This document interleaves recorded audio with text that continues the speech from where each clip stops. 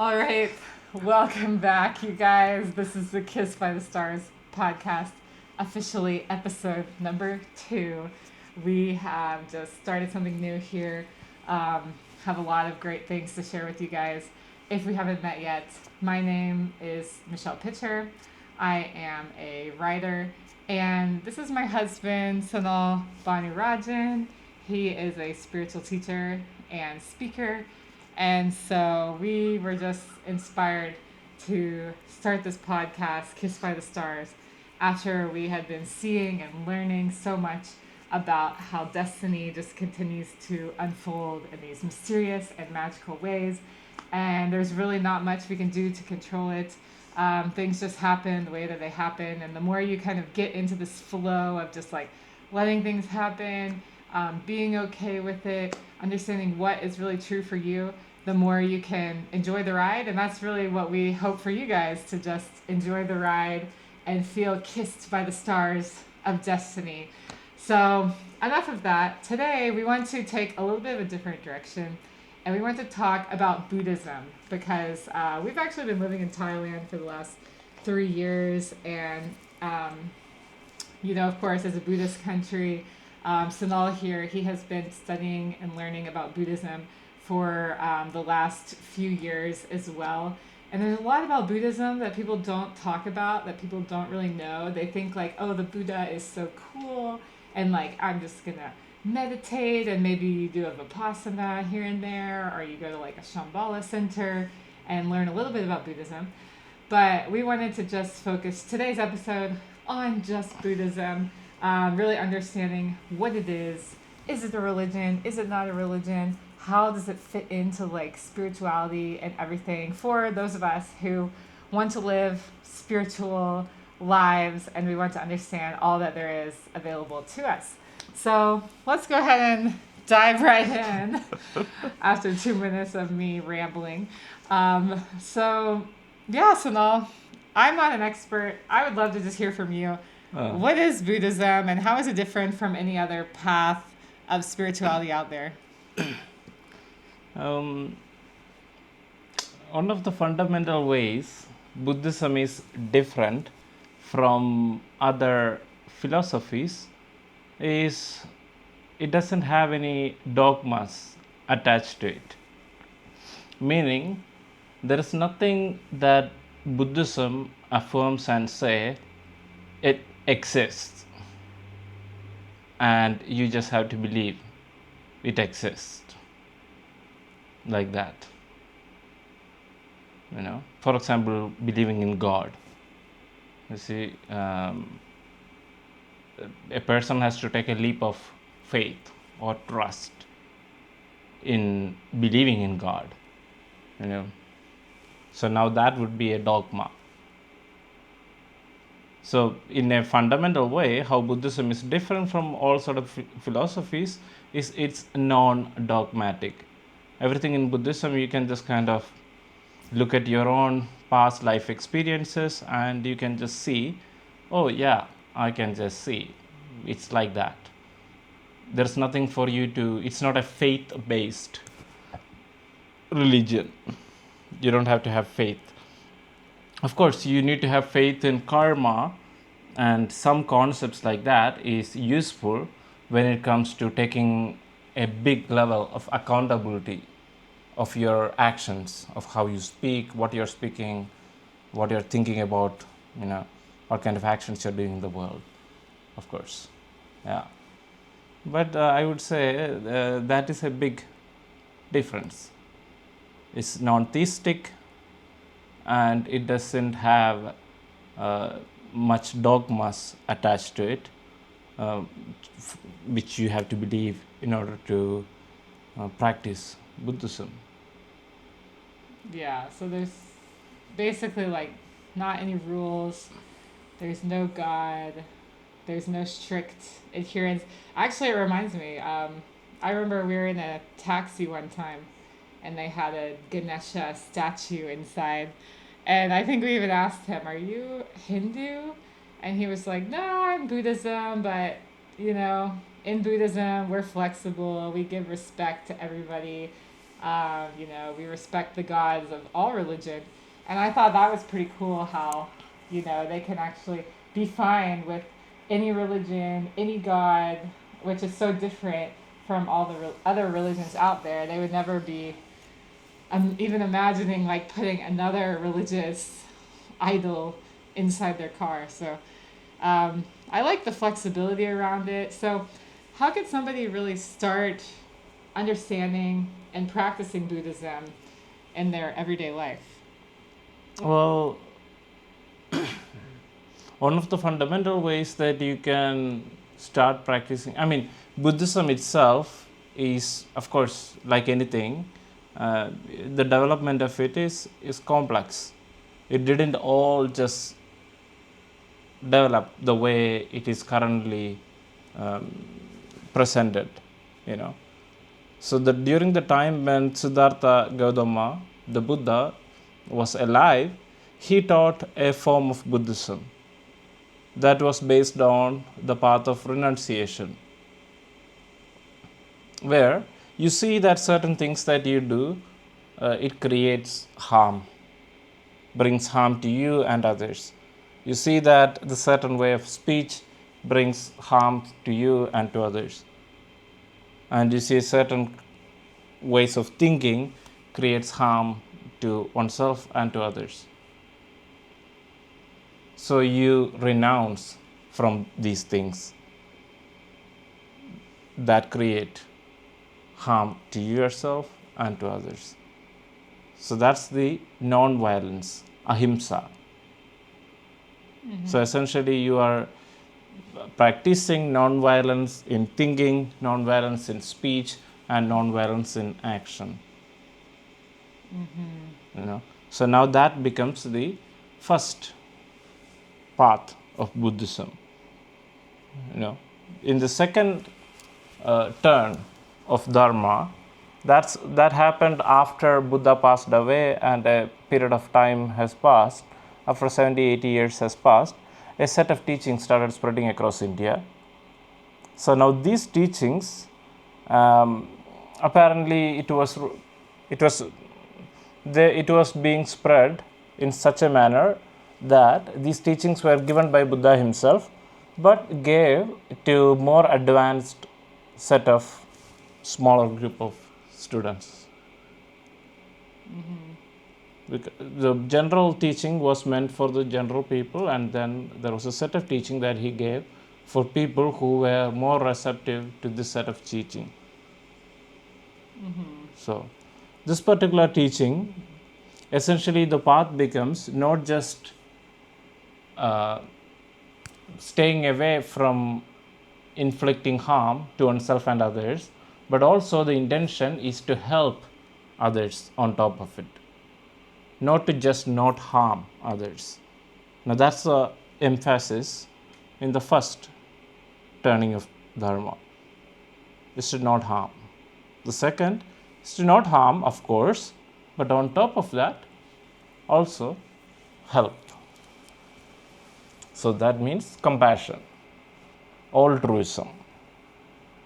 So essentially the second turning of dharma, the second set of teachings of Buddhism, the main emphasis is on transforming one's selfish mind to altruistic mind. So the transformation of all sort of selfishness and negativity within you to altruistic. So instead of losing all sort of selfish intention and having altruistic intentions, losing all sort of selfish motivations to having altruistic motivations. So at that point, the mind stream is purified and you have very less unwholesome emotions that are just kind of not good to you or not good to anyone else either. Yeah, so first you have to get rid of any sort of thoughts, actions, words that are harming other people. Exactly.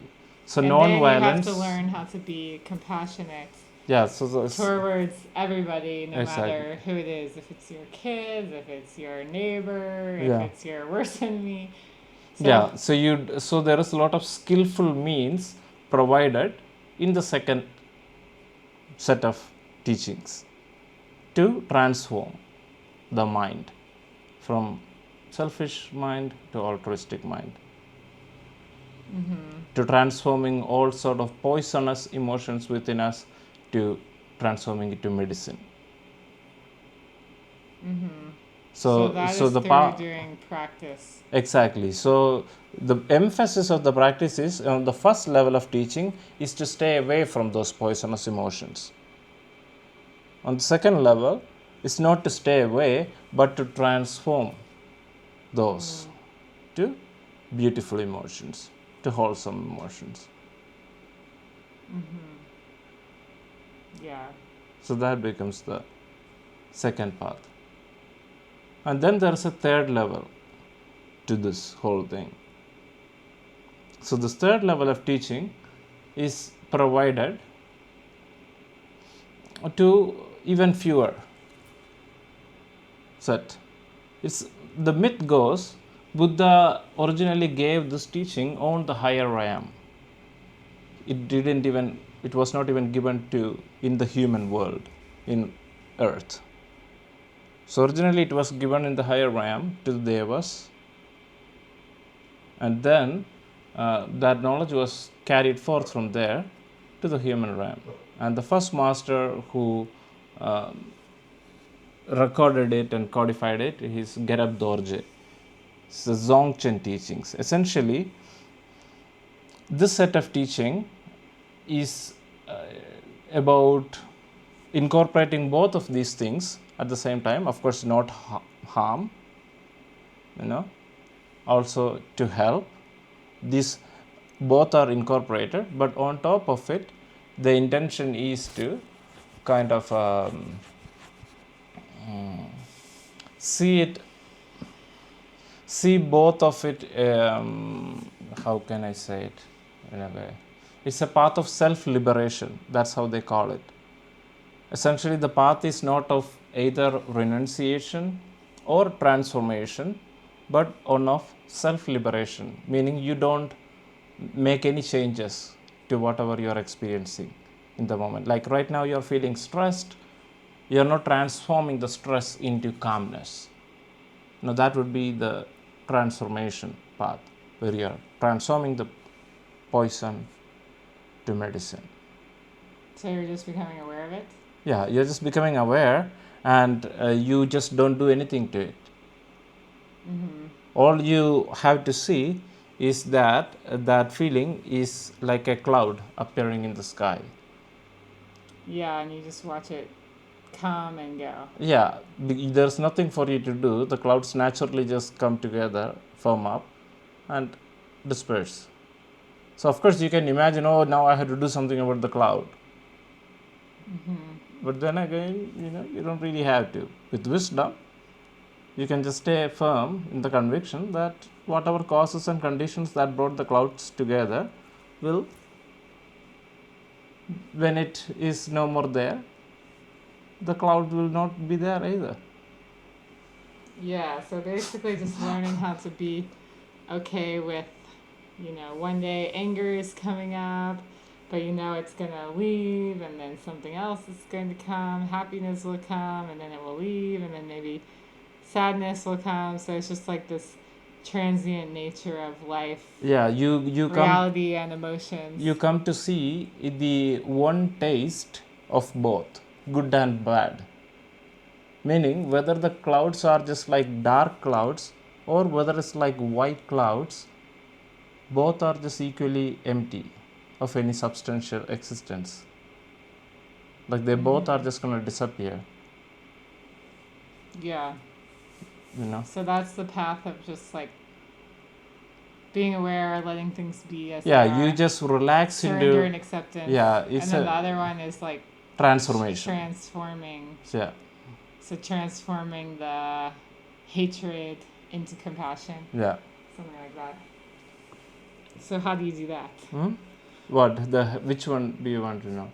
The transformation one. Now the transformation one is the one that I really love, and I feel like actually for most people it's a really powerful path. It's because whatever philosophy that you take in, the mind has to buy in on that level.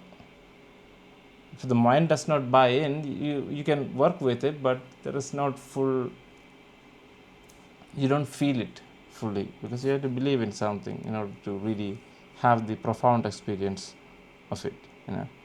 So now the path of transformation is like this. A method that I really love, the name of it is called Tonglen.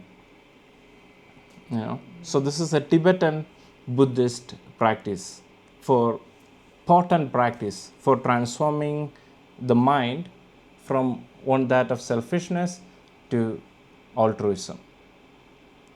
So the way to do it is by imagining a particular series of things in a manner.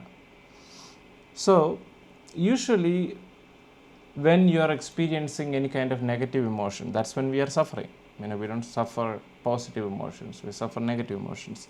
So we are experiencing a negative emotion or suffering, immediately our mind is naturally thinking about what can I do to get rid of the feeling. So we will start to look like, oh, maybe I should go for a run, maybe I should do this, maybe I should listen to some music, maybe I should call my friend, or like do something. So instead of doing anything to try to get rid of the feeling, the first thing that you want to do is you have to contemplate at that very moment. There are probably so many other people who are suffering with the same feelings, same thing that you are suffering with. Maybe it can be a circumstance, maybe it is the feeling itself, maybe it can be a physical condition, it can be different things. Yeah, I remember actually when I was giving birth with no medication, just natural birth, I kept thinking about that. Like, there's probably so many women out there who already have, maybe they're doing it right now, maybe they'll do it in the future, who are going through labor and having birth and not using medications. Yeah. And then I was like, well, I guess if they can do it, then I can also do it. You see, so that is a way. Yeah, so like. So you can think of it, okay, I'm right now feeling really sad because of so and so. So first thing I can think, oh, maybe probably there are a lot of others right now in the world who's also suffering because of the same scenario, the same context that I'm suffering from. Yeah, so then you use that to just give yourself the confidence to get through it. No, the first time, the moment you start to think that, immediately you have took away the attention from yourself to the third party. Okay. So you are not anymore operating from a really personalized place, because you are acknowledging the fact that, oh, it's not just me suffering, actually there's a lot of people who are suffering because of the same stuff. And the second thing, you are thinking, actually when I come to think about it, there is really no difference between me and these other people. Because I also want to be happy and to be free of my suffering, and others also want to be happy and free of their suffering. In that we are one and the same. So now you unify all of it, like the blur the lines between the self and the others. See, now you find a common ground with the fact that you all want to be free of your suffering, others want to be free of their suffering, you want to be happy, others want to be happy. You're all and same. Now the third thing you are imagining is, anyway, all these people are suffering, so anyway I'm suffering, so why should all these people should also suffer at the same time? So the attitude that one must have at that point is like you are like a mother. And if a mother could take in the suffering of the suffering child, the mother would, without like worrying, oh, should I do that or something like that, She would do it in a heartbeat. And when she see that relief in the child's face upon taking it on herself, she would not feel resentment.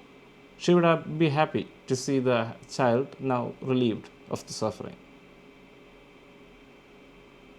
So that's the same kind of feeling that one must have while one is imagining. So essentially the practice goes at that point. So the first step is you're imagining, okay, there is a lot of others who are probably suffering because of the same thing that I'm suffering with. Now, second step is when it comes to the fact there is really no difference between me and others, because I also want to be happy and be free of my suffering, and the others also want to be happy and be free of their suffering. So in that we are one and the same. So you blur the line between you and others. Now that's the second step. Now the third step is you are now going to breathe in. So you are going to breathe in, imagining you taking in all the suffering of all the others into yourself. And as you breathe out imagining all these others are feeling relief from it.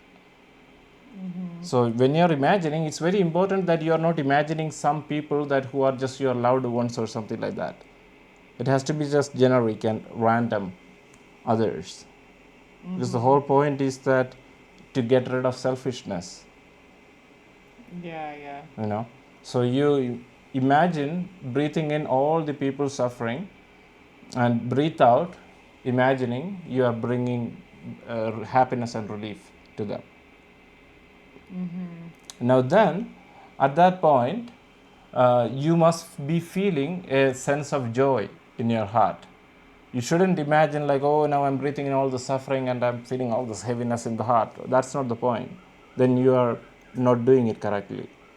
The whole point is that same sense of that mother's sense of happiness and joy that she would feel if she can see the relief in the child's face upon taking in. That's the kind of sense of joy that one must feel while one is breathing in and breathing out. So each time you are suffering because of some situation or you're feeling some bad emotion, you can do this.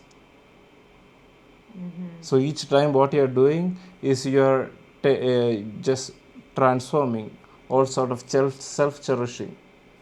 Because essentially the self is sad because it is wanting to be cherished. So you are now exchanging the cherishing of self for the cherishing of others. So you are exchanging the self for the others, essentially. And all sort of self-centric thoughts create much tension, stress, worry, fear, all sort of stuff. Yeah, so you take yourself out of the equation and just because you think about other people, and then because most of the time the suffering that you're thinking about is about your own suffering. So that creates more suffering. So each time the thought of your suffering comes, you transform it to concern for suffering for others and wanting to bring relief to others' suffering. Magically, then it also you don't have any suffering.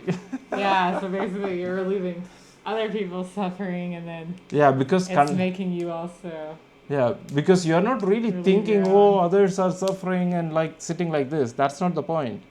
The point is essentially having that sense of compassion, active compassion arise within you, meaning you feel like you want to do something about it.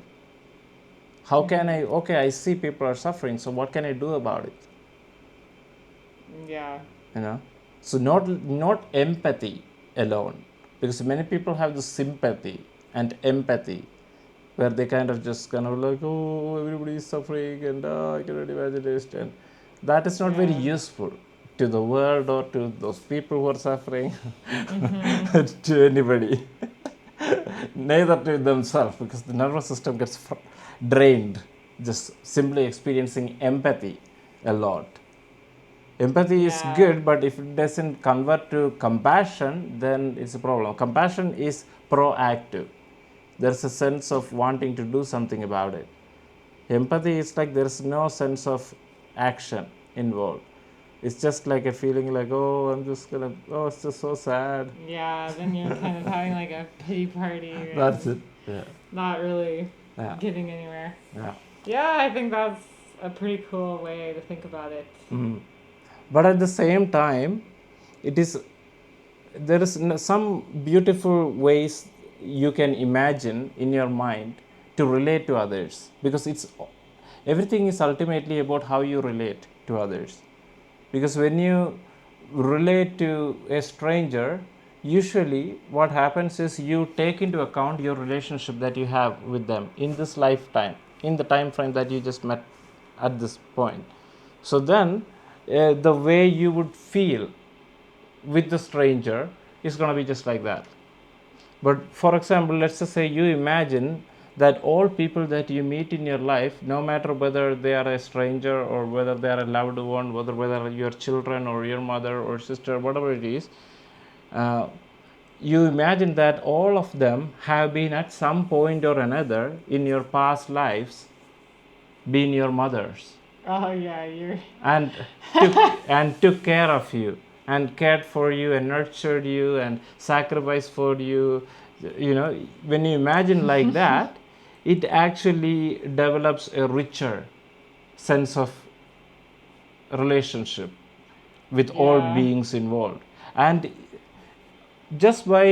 so that's why having the concept of karma and the concept of rebirth is useful, because having that concept of rebirth allows you to really kind of put things on a bigger time frame and just be like, oh yeah, like maybe right now he's my Amazon delivery guy, but who knows, in some past life he was probably my mother. And now all of a sudden you are in front of the delivery guy and you feel a richer sense of feeling. And now the trick is, you would be thinking like, yeah, but would I really believe in it? If I just had something like it would just kind of be funny. I wouldn't really believe it. But the thing is, the brain really doesn't know what to trust. Brain relies on a particular trick to decide what to trust. It relies on repeated encounter of information. If you practice it a lot. Exactly. So if you think like that several times over the course of several days, now at some point it starts to feel really real. Yeah, Sanal's been actually practicing it a lot.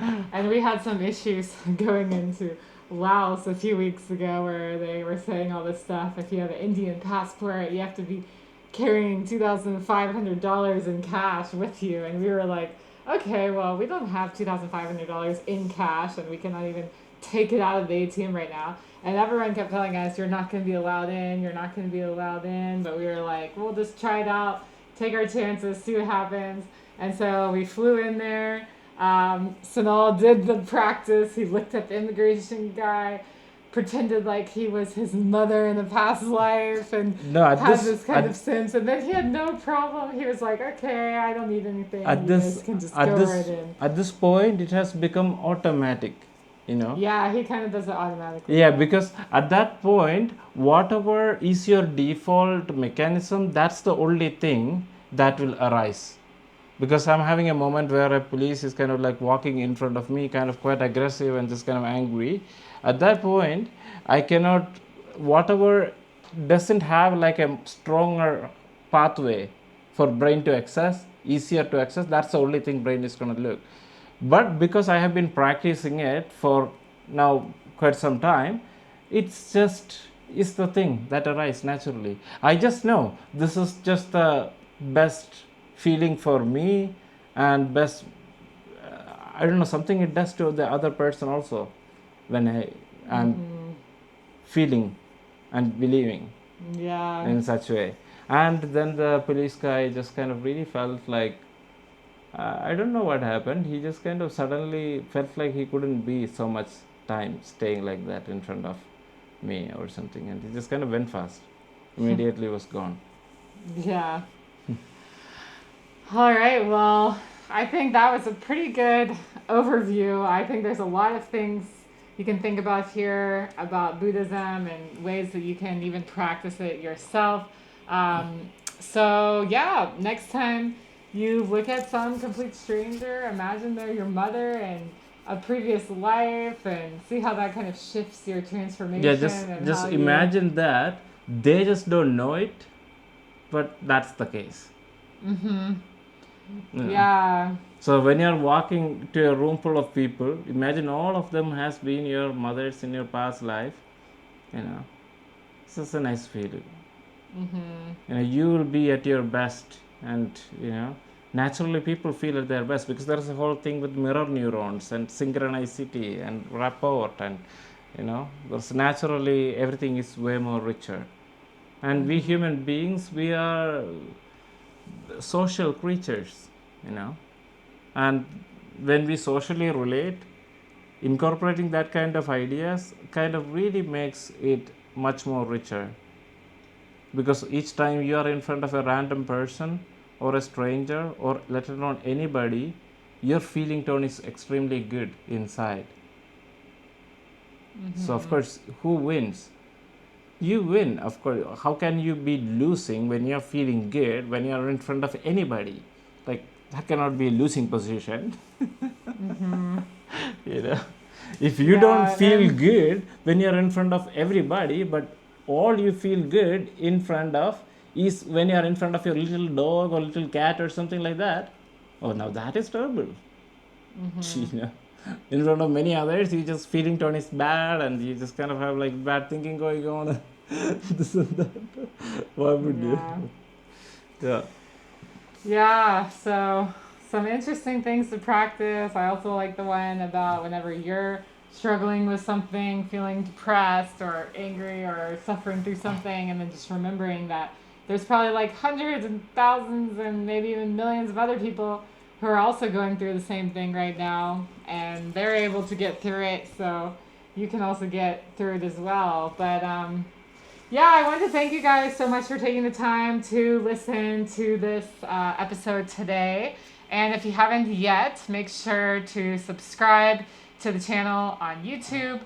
Feel free to share it with any family or friends that you think would enjoy listening as well.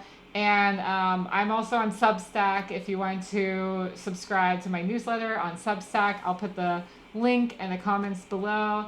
And we'll be back next week. So thanks again. See you guys next time. See ya. Bye.